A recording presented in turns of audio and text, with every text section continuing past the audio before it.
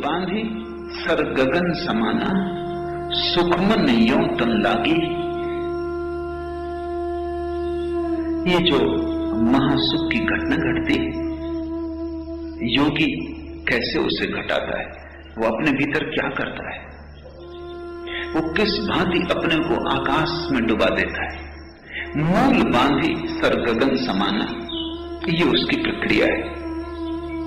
जीवन ऊर्जा है, शक्ति है, लेकिन साधारणता तुम्हारी जीवन ऊर्जा नीचे की तरफ प्रवाहित हो रही है, इसलिए तुम्हारी सब जीवन ऊर्जा अंततः काम वासना बन जाती। काम वासना तुम्हारा निम्नतम चक्र है, तुम्हारी ऊर्जा नीचे गिर रही है और सारी ऊर्जा धीरे धीरे काम केंद्र पर इकट्ठी हो जाती, इसलिए तुम्हारी सारी शक्ति काम वासना बन जाती। जितने तुम शक्तिशाली होगे उतनी प्रगाढ़ काम वासना तुम में पैदा होगी। इसलिए तो साधु डर जाते हैं, तो भोजन कम करते हैं, क्योंकि न भोजन लेंगे न शक्ति पैदा होगी, न शक्ति पैदा होगी न काम वासना उठेगी। साधु अपने को सुखाने में लग जाते हैं। साधु धीरे धीरे ऐसी कोशिश करते हैं कि इतना ही भोजन लें जितने से रोज दैनिक शरीर का काम चल जाए, ऊर्जा बचे ना। मगर ये कोई साधुता हुई? ये तो नपुंसकता हुई, ये कोई साधना हुई। शक्ति न बचे तो तुम्हारे ब्रह्मचर्य का क्या अर्थ, क्या मूल है? कोई सार्थकता नहीं। निर्बल के ब्रह्मचर्य का क्या अर्थ है? लाखों लोग निर्बलता को ब्रह्मचर्य समझ लेते, रुग्णता को स्वास्थ्य समझ लेते, शरीर को गला लेते हैं, ऊर्जा पैदा नहीं होती, इसलिए काम केंद्र सूख जाता है। तो वो सोचते हैं कि हम सिद्धावस्था को उपलब्ध हो गए। उन्हें ठीक से भोजन दो, एक सप्ताह के भीतर उनकी काम ऊर्जा फिर प्रवाहित होने लगेगी, फिर वासना जगने लगेगी। ये कोई छुटकारा ना हुआ, ये तो धोखा हुआ, ये आत्म प्रवंचना है। कबीर जैसे ज्ञानी ऐसी साधुता को दो कौड़ी का भी नहीं मानते। साधुता का अर्थ ऊर्जा को समाप्त करना नहीं है, ऊर्जा को रूपांतरित करना है। ऊर्जा को नष्ट करना, सुखाना नहीं है, ऊर्जा की दिशा बदलनी। वो जो नीचे की तरफ बहती है वो ऊपर की तरफ बहने लगे। अधोगामी शक्ति ऊर्ध्व गमन की तरफ निकल जाए। जो अभी जमीन की तरफ बहती है वो आकाश की तरफ उठने लगे। जो अभी पानी की तरह है वो अग्नि की तरह हो जाए। पानी नीचे की तरफ बहता है, अग्नि सदा ऊपर की तरफ जाती है। जिस दिन तुम्हारी ऊर्जा आग्नेय हो जाएगी, उसी दिन एक अनूठे ब्रह्मचर्य का जन्म होगा, जो निर्बलता से नहीं बल्कि परम वीर्य से पैदा होती है। मूल बांधी, वो जो मूलाधार चक्र है, जहां से ऊर्जा काम ऊर्जा बनती है, उसे बांध लेना है, उसे सिकोड़ लेना है। इसलिए योग ने, पतंजलि ने, हठ योग ने बहुत सी प्रक्रियाएं खोजी हैं मूल को बांधने की। मूल जब बंध जाए तो ऊर्जा अपने आप ऊपर उठने लगती है, क्योंकि नीचे का द्वार बंद हो जाता, द्वार अवरुद्ध हो जाता। एक छोटा सा प्रयोग, जब भी तुम्हारे मन में काम वासना उठे तो करो, तो धीरे धीरे तुम्हें राह साफ हो जाएगी। जब भी तुम्हें लगे कि काम वासना मन को पकड़ रही है, तब डरो मत, शांत होकर बैठ जाओ, जोर से श्वास को बाहर फेंको, उच्छ्वास, भीतर मत लो श्वास को, क्योंकि जैसा ही तुम भीतर गहरी श्वास को लोगे, भीतर जाती श्वास काम ऊर्जा को नीचे की तरफ धकाती है। जब तुम्हें काम वासना पकड़े तब एक्सहेल करो, बाहर फेंको श्वास को, नाभि को भीतर खींचो, पेट को भीतर लो और श्वास को बाहर फेंको, जितनी फेंक सको। धीरे धीरे अभ्यास होने पर तुम संपूर्ण रूप से श्वास को बाहर फेंकने में सफल हो जाओगे। जब सारी श्वास बाहर फेंक जाती है तो तुम्हारा पेट और नाभि वैक्यूम हो जाते हैं, शून्य हो जाते हैं। और जहां कहीं शून्य हो जाता है वहीं आसपास की ऊर्जा शून्य की तरफ प्रवाहित होने लगती। शून्य खींचता है, क्योंकि प्रकृति शून्य को बर्दाश्त नहीं करती, शून्य को भरती है। तुम नदी में पानी भर लेते हो घड़े में, तुमने घड़ा भर के उठाया नहीं कि गड्ढा हो जाता है पानी में। घड़े से तुमने पानी भर लिया, उतना गड्ढा हो गया, चारों तरफ से पानी दौड़ के उस गड्ढे को भर देता है। तुम्हारी नाभि के पास शून्य हो जाए तो मूलाधार से ऊर्जा तत्क्षण नाभि की तरफ उठ जाती और तुम्हें बड़ा रस मिलेगा। जब तुम पहली दफा अनुभव करोगे कि एक गहन ऊर्जा बाण की तरह आके नाभि में उठ गई, तुम पाओगे सारा तन मन एक गहन स्वास्थ्य से भर गया, एक ताजगी। ये ताजगी वैसी ही होगी, ठीक वैसा ही अनुभव तुम्हें होगा ताजगी का जैसा संभोग के बाद उदासी का होता, जिससे ऊर्जा के स्खलन के बाद एक शिथिलता पकड़ लेती है, एक रुग्ण दशा, एक विषाद, एक हारापन, एक थकान। तुम सो जाना चाहते हो। बहुत से लोग संभोग का उपयोग केवल नींद के लिए ही करते, क्योंकि थक जाते। पश्चिम में डॉक्टर तो लोगों को सलाह देते हैं जिनको नींद नहीं आती कि संभोग उनके लिए उचित है। संभोग कर लोगे, थक जाओगे, टूट जाओगे, नींद अपने आप आ जाएगी।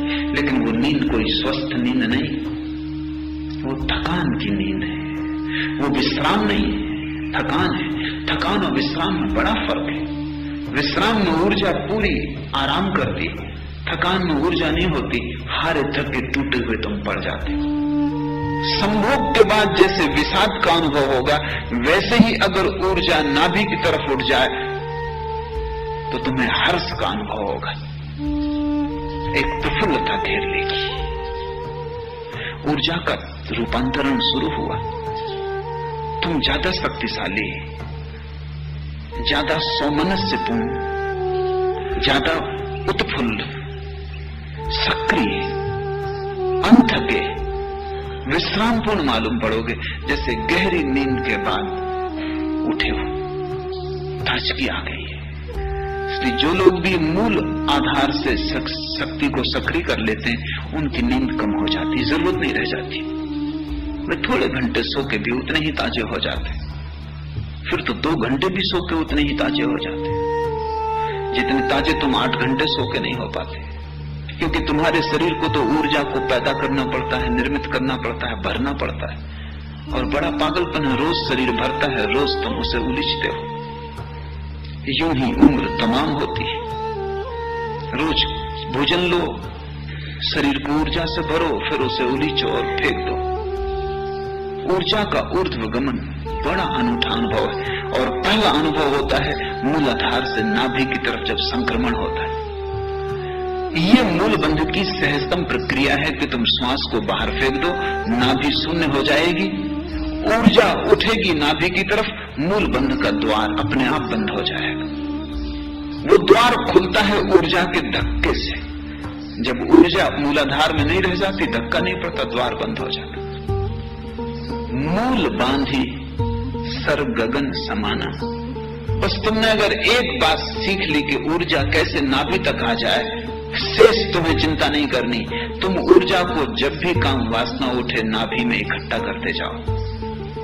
जैसे जैसे ऊर्जा बढ़ेगी नाभि में, अपने आप ऊपर की तरफ उठने लगेगी। जैसे बर्तन में पानी बढ़ता जाए तो पानी की सतह ऊपर उठती जाए। असली बात मूलाधार का बंद हो जाना है। घड़े की नीचे का छेद बंद हो गया, अब ऊर्जा इकट्ठी होती जाएगी, घड़ा अपने आप भरता जाएगा। एक दिन तुम अचानक पाओगे कि धीरे धीरे नाभि के ऊपर ऊर्जा आ रही। तुम्हारा हृदय एक नई संवेदना से आप्लावित हुआ जा रहा है। तुम कहते हो कि तुम प्रेम करते हो, लेकिन तुम कर नहीं सकते क्योंकि तुम्हारे हृदय में ऊर्जा नहीं है। तुम लाख कहो कि तुम प्रेम करते हो, तुम प्रेम कर नहीं सकते क्योंकि प्रेम तभी घटता है जब हृदय चक्र में ऊर्जा आती, उसके पहले घटता नहीं। तो तुम समझाते रहो अपने को कि तुम प्रेम करते हो, लेकिन तुमने किसी को प्रेम नहीं किया, ना अपनी पत्नी को, ना अपने बेटे को। ज्यादा से ज्यादा तुम अपने को प्रेम करते हो, बाकी तुम किसी को प्रेम नहीं करते। और वो भी बहुत कमजोर है, वो भी कोई बड़ा गहरा नहीं है। जिस दिन हृदय चक्र पर आएगी तुम्हारी ऊर्जा, तुम पाओगे भर गए तुम प्रेम से। तुम जहां भी उठोगे बैठोगे, तुम्हारे चारों तरफ एक हवा बहने लगेगी प्रेम की। दूसरे लोग भी अनुभव करेंगे कि तुम में कुछ बदल गया, तुम अब वही नहीं हो, तुम कोई और ही तरंग लेके आते हो। तुम्हारे साथ कुछ और ही लहर आती कि उदास प्रसन्न हो जाता है, कि दुखी थोड़ी देर को दुख को भूल जाता है, कि अशांत शांत हो जाता है, कि तुम जहां छू देते हो, जिससे छू देते हो, उस पर ही एक छोटी सी वर्षा प्रेम की हो जाती। लेकिन हृदय में ऊर्जा आएगी तभी ये होगा। ऊर्जा जब बढ़ेगी, हृदय से कंठ में आएगी, तब तुम्हारी वाणी में एक माधुर्य आ जाएगा। जब तुम्हारी वाणी में एक संगीत, एक सौंदर्य आ जाएगा, तुम साधारण से शब्द बोलोगे और उन शब्दों में काव्य होगा। तुम दो शब्द किसी से कह दोगे और तुम उसे तृप्त कर दोगे। तुम चुप भी रहोगे तो तुम्हारे मौन में भी संदेश छिप जाएंगे। तुम ना भी बोलोगे तो भी तुम्हारा अस्तित्व बोलेगा। ऊर्जा कंठ पर आ गई। उपनिषद के गीत तभी तो फूटे होंगे जब ऊर्जा कंठ पर आ गई होगी। बुद्ध के वचन तभी तो निसृत हुए होंगे जब ऊर्जा कंठ पर आ गई होगी। कुरान के वचन साधारण वचन है, लेकिन जब मोहम्मद ने उन्हें कहा था तब उन वचनों में कुछ बात ही और थी। तब वे किसी और ही लोक से आते थे। तुम भी उनको दोहरा सकते हो, लेकिन तुम्हारी ऊर्जा जहां होगी उन शब्दों में वही गुणधर्म प्रविष्ट हो जाएगा। अगर काम वासना से भरा हुआ आदमी कुरान को कितने ही तरन्नुम से गाए तो भी वो कव्वाली ही होगी। वो कुरान हो नहीं सकता, क्योंकि कुरान का संबंध शब्दों से थोड़ी है, तुम्हारी जीवन ऊर्जा से है। और अगर मोहम्मद कव्वाली भी गाएं तो वो कुरान हो जाएगा। उन शब्दों में भी नए भाव आविर्भूत हो जाएंगे, नई कोंपलें लग जाएंगी, नए फूल लग जाएंगे। कृष्ण ने गीता कही, वो कंठ से आई ऊर्जा का की अभिव्यक्ति है, अभिव्यंजना है। कितने लोग गीता को कंठस्थ किए और कितने लोग रोज उसका पाठ करते रहते, कितने हजारों पाठ कर चुके। लेकिन अगर काम ऊर्जा मूलाधार से गिर रही है तो गीता तुम गाते रहो, वो गीता तुम्हारी ही होगी, भगवत गीता नहीं हो सकती। भगवत गीता होने के लिए तो चेतना का भागवत हो जाना जरूरी है। ऊर्जा ऊपर उठती जाती, एक घड़ी आती कि तुम्हारे तीसरे नेत्र पर ऊर्जा का आविर्भाव होता है। तब तुम्हें पहली दफा दिखाई पड़ना शुरू होता है। तुम अंधे नहीं होते, उसके पहले तुम अंधे हो, क्योंकि उसके पहले तुम्हें सिर्फ आकार दिखाई पड़ते, निराकार नहीं दिखाई पड़ता, और वही असली में है। सब आकारों में छिपा है निराकार। आकार तो मूलाधार में बंधी हुई ऊर्जा के कारण दिखाई पड़ते, अन्यथा कोई आकार नहीं। तुम कहां समाप्त होते हो, कहां तुम्हारी सीमा है, कहां तुम शुरू होते हो? न कोई कहीं शुरू होता है, न कोई कहीं समाप्त होता है। सारा जगत संयुक्त है। तुम झाड़ों से जुड़े हो, पहाड़ों से जुड़े हो, चांद तारों से जुड़े हो। छोटा सा मकड़ी का जाला हिलाओ और अनंत आकाश के तारे भी कप जाते हैं, क्योंकि सारा अस्तित्व एक है। इसमें दो तो है नहीं कहीं, लेकिन तुम्हें अनेक दिखाई पड़ता है। अंधे हो, मूलाधार अंधा चक्र है। इसलिए तो हम काम वासना को अंधी कहते हैं। वो अंधी है, उसके पास आंख बिल्कुल नहीं है। आंख तो खुलती है तुम्हारी असली आंख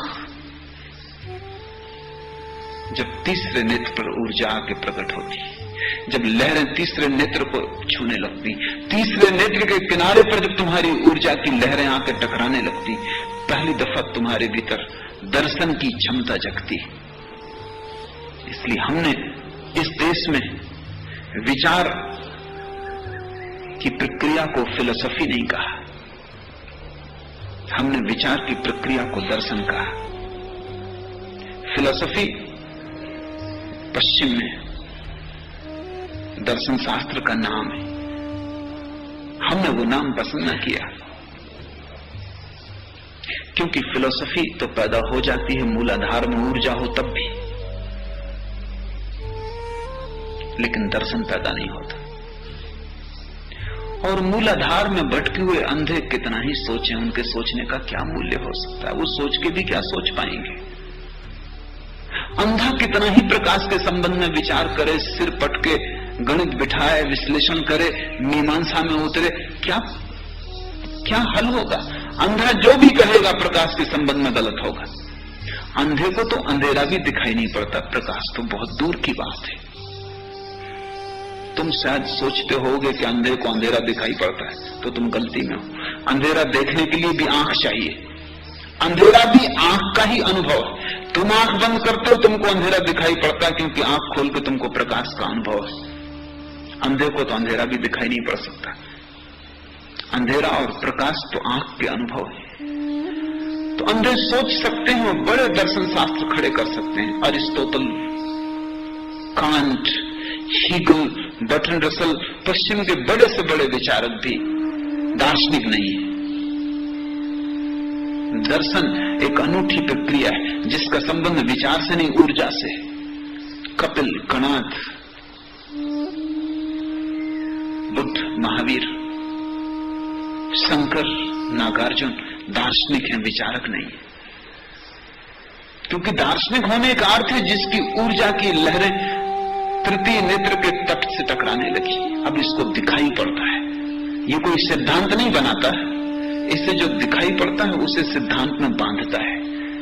ये टटोलता नहीं अंधेरे में, इससे जो दिखाई पड़ता है उसे शब्दों में उतारता है ताकि अंधों तक शब्द पहुंचाया जा सके। और जब तुम्हारे जीवन में आंख आती तब सिवाय परमात्मा के कुछ भी नहीं दिखाई पड़ता, सारा संसार माया हो जाता है, सिर्फ परमात्मा सच होता है। अभी माया सच है, परमात्मा एकमात्र असत्य है। तो तुम लाख कहो कि हम मानते हैं, लेकिन तुम जानते हो कि परमात्मा है नहीं। मानोगे तुम कैसे? जिससे जाना नहीं उसे मानोगे कैसे? जिससे देखा नहीं उसे तुम मानोगे कैसे? भीतर तो संदेह बना ही रहता है। पूछ लेते हो मंदिर में जाके, हाथ जोड़ के मूर्ति के सामने खड़े हो जाते हो, जरा गौर करना, भीतर तुम संदेह के कीड़े को सरकता हुआ पाओगे। लेकिन झुक जाते हो डर के कारण, पता नहीं हो ही पीछे पछताना पड़े। मुल्ला नसरुद्दीन का एक मित्र मर रहा था। मित्र एक मौलवी था, पंडित था बड़ा, लेकिन मरते वक्त उसे भी कठिनाई होने लगी, क्योंकि पांडित्य मृत्यु में तो साथ देता नहीं। वो डरा। अब तक तो कहता रहा कि ईश्वर है, ये है, वो है, सब सिद्धांत, लेकिन अब उसे समझ में ना आए कि क्या करे। मौत करीब आ गई, क्षण भर की देरी है, क्या होगा क्या ना होगा। किसी ने कहा कि तुम मुल्ला नसरुद्दीन को क्यों नहीं बुला लेते, वो बड़ा ज्ञानी है, मरता क्या ना करता, डूबते तिनके का सहारा ले लेते हैं। हो चलो बुला लो। नसरुद्दीन को संदेह तो था, भरोसा तो था नहीं, लेकिन कोई हर्जा नहीं। नसरुद्दीन आया और उसने कहा ठीक, तुम प्रार्थना करो कि हे परमात्मा, हे शैतान, मुझे संभाल। उसने कहा ये किस प्रकार की प्रार्थना है? तो नसरुद्दीन ने कहा कि मरते वक्त खतरा लेना उचित नहीं, पता नहीं परमात्मा हो या न हो, और पता नहीं शैतान ही हो। तुम दोनों से ही प्रार्थना कर लो, जो भी होगा सहायता करेगा।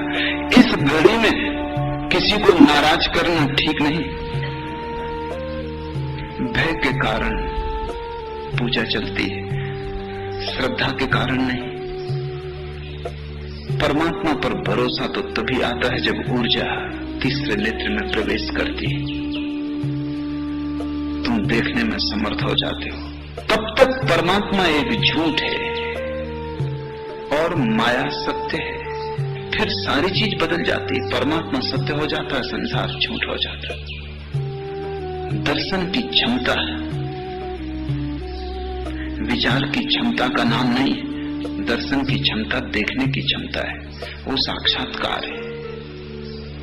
जब बुद्ध कुछ कहते हैं तो देखकर कहते हैं, वो उनका अपना अनुभव है। अनुभूत शब्दों का क्या अर्थ है?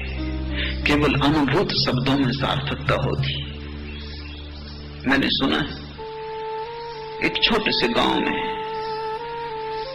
मैं ठहरा हुआ था और शहर से एक डॉक्टर आया था गांव के ग्रामीणों को समझाने के लिए परिवार नियोजन के संबंध में। तो जिस घर में मैं ठहरा था उस घर के सामने के ही आंगन में ग्रामीण इकट्ठे हुए थे और डॉक्टर समझा रहा था, मैं भी बैठा सुन रहा था। परिवार नियोजन के संबंध में सब बातें उसने समझाई। एक ग्रामीण ने खड़े होकर पूछा कि आप विवाहित हैं? उस डॉक्टर ने कहा कि नहीं, मैं अविवाहित हूं। वो ग्रामीण हंसने लगा और भी हंसने लगे दूसरे ग्रामीण। तो उस डॉक्टर ने पूछा मामला क्या है? तो उस ग्रामीण ने कहा बंदर क्या जाने अदरक का स्वाद। लेकिन जीवन में जिन चीजों का तुम्हें कोई स्वाद नहीं मिला है उनको भी तुमने मान रखा है, और मानते मानते तुम्हें लगता है कि तुम्हें स्वाद भी मिल गया है। गुड़ कभी चखा नहीं, गुड़ शब्द सुना है। परमात्मा कभी चखा नहीं, परमात्मा शब्द सुना है। जल कभी पिया नहीं, जल शब्द सुना है। परमात्मा कभी पिया नहीं, परमात्मा शब्द सुना है। ऊर्जा जब तीसरी आंख पर प्रवेश करती तो अनुभव शुरू होता है, और ऐसे व्यक्ति के वचनों में तर्क का बल नहीं होता, सत्य का बल होता है। ऐसे व्यक्ति के वचनों में एक प्रमाणिकता होती है जो वचनों के भीतर से आती है, किन्हीं बाह्य प्रमाणों के आधार पर नहीं। ऐसे व्यक्ति के वचन को ही हम शास्त्र कहते हैं।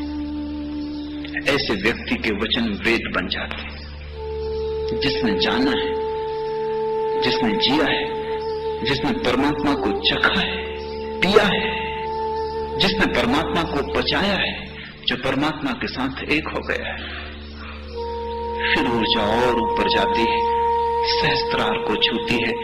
मूल बांधी सर गगन समाना, सर यानी सहस्त्रार। पहला सबसे नीचा केंद्र चक्र है मूल बंध, मूलाधार, और सबसे अंतिम चक्र है सहस्त्रार। उसे हम सहस्त्रार कहते हैं आखिरी चक्र को, क्योंकि वो ऐसा है जैसे सहस्त्र पखड़ियों वाला कमल हो। बड़ा सुंदर है, और जब खिलता है तो भीतर ऐसी ही प्रतीति होती है जैसे पूरा व्यक्तित्व सहस्त्र पखड़ियों वाला कमल हो गया, पूरा व्यक्तित्व खिल गया। जब ऊर्जा टकराती है सहस्त्रार से तो उसकी पखड़ियां खिलनी शुरू हो जाती। सहस्त्रार के खिलते ही व्यक्तित्व से आनंद का झरना बहने लगता है। मीरा उसी क्षण नाचने लगती है, तब घुंघरू बांध मीरा नाची। उसी क्षण चैतन्य महाप्रभु पागलों की तरह उन्मत्त होकर नाचने लगते। मूल बांध सर गगन समाना, सुखमन यो तम लागी। बड़ी अनूठी बात है ये, सुखमन यो तम लागी। ऐसा सुख पैदा होता है कि आत्मा तो नाचती ही है, आत्मा तो नाचेगी ही, लेकिन नाच इतना उद्दीन हो जाता है कि शरीर तक उस नाच में नाचने लगता है। शरीर तक आनंदित हो जाता है, जो कि जड़ है। कबीर ये कह रहे हैं कि उस क्षण में चेतना तो नाचती ही है, उसमें कुछ कहना नहीं, लेकिन जड़ शरीर तक चेतना के साथ चैतन्य और जैसा होकर नाचने लगता है। चेतना तो प्रसन्न होती है, रोआ रोआ शरीर का आनंदित हो उठता है। आनंद की लहर ऐसी बहती है कि मुर्दा भी, शरीर तो मुर्दा है, वो भी नाचने लगता है। तुम अभी शरीर के साथ बंधे बंधे खुद मुर्दा हो गए हो, तब धारा उल्टी बहती है। तुम्हारी चैतन्य की क्षमता के साथ मुर्दा शरीर भी नाचने लगता है। जो तुमने सुना है कि उसकी कृपा से अंधे देखने लगते हैं, लंगड़े चलने लगते हैं, गूंगे बोलने लगते हैं, उसका तुम मतलब न समझे हो। उसका यही मतलब है। उस घड़ी में जो आदमी सदा का गुंगा रहा हो वो भी बोल उठेगा। इतनी बड़ी घटना घटती, ऐसा उत्सव घटता है कि जो आदमी सदा का बहरा रहा हो वो भी सोने लगेगा। सारा दिन जाग उठता है, सारी नींद टूट जाती है। आत्मा की ही नहीं, जड़ शरीर तक में कंपन सुनाई पड़ते हैं। संगीत वहां तक गुंजायमान होता है, प्रतिध्वनि वहां भी सुनाई पड़ने लगती है। मूल गांधी सर्दन समाना सुखम न्यूनतम दागी, काम क्रोध देव भय दलिता, जहां तहां जो बन जागी। और ऐसी घड़ी में काम क्रोध जैसे कि कोई दम लगा देता है, उसमें तलीता लगाता है। तलीते में आग लगती है तो थोड़ी देर में दम टूट जाता है। काम क्रोध तो भय दलिता, तहां जो बन जागी। और उस आनंद की घड़ी में कहां काम कहां क्रोध। अब तक जिनको शत्रुओं की तरह जाना था वो मित्र सिद्ध होते हैं। काम क्रोध दोनों ही उस परम विस्फोट में कलिता बन जाते हैं। उन दोनों का भी उपयोग हो जाता है, उनकी आग भी काम में आ जाती है और एक विस्फोट घटता है, एक एक्सप्लोजन। मनवा जाई गरीबे बैठा, मगन भया रसी लागा, कह कबीर जे संसा नहीं, सप्त अनाहत पागा। अब मन को मंदिर में बिठाने की कोई जरूरत न रही, अब तो बाजार में भी बैठ जाए। मनवा जाए गरीबे बैठा, अब कोई चिंता ही नहीं, हिमालय जाने की कोई जरूरत न रही। बाजार गरीबों में बैठ जाए तो भी कोई फर्क नहीं पड़ता। अब हर जगह हिमालय है, अब बाजार में भी कैलाश है, अब घर में भी काबा है, अब तो शरीर में ही वैकुंठ है। मनवा जाए गरीबे बैठा, मगन भया रसी लागा। अब मन भी ऐसा मगन हो गया, रस से ऐसा संलग्न जो गया कि अब मन भी संदेह नहीं करता। मन जिसका स्वभाव संदेह है। जब ऊर्जा सातवें आखिरी चक्र को छूती है तो जो तुम्हारे शत्रु थे कल तक वो भी मित्र हो जाते हैं। काम क्रोध काम में आ जाते हैं, उनकी ऊर्जा उनकी अग्नि कलिता बन जाती है परम विस्फोट में। तब तुम्हें पता चलता है कि जीवन में कुछ भी व्यर्थ नहीं, सब सार्थक है। बेर अबेर हर चीज का उपयोग होना है। कोई पत्थर यहाँ फेंके जाने योग्य नहीं, सभी पत्थर मंदिर के निर्माण में काम आ जाएंगे। इसलिए जल्दी मत करना फेंकने की और दुश्मनी मत करना। परमात्मा ने ऐसा कुछ बनाया ही नहीं जिसका सदुपयोग न हो। ये हो सकता है आज तुम्हें कोई उपयोग न सूझे और आज तुम जिस पत्थर को फेंक दो कल तुम पछताओ। कल तुम्हें पीछे जाके पता चले कि वही पत्थर तो मंदिर की मूर्ति बनने को था या वही पत्थर मंदिर का शिखर बनने को था। कुछ भी फेंकना मत, सब संभाल के रखना। रत्ती भर में तुम में ऐसा नहीं है जो गलत हो, सभी का उपयोग हो जाएगा। ये हो सकता है कि आज गलत लगता हो क्योंकि तुम्हारी ऊर्जा बड़ी नीची है, वहां कोई उपयोग ना हो। जब ऊर्जा ऊपर जाएगी दृष्टि का विस्तार होगा, आंखें खुलेंगी,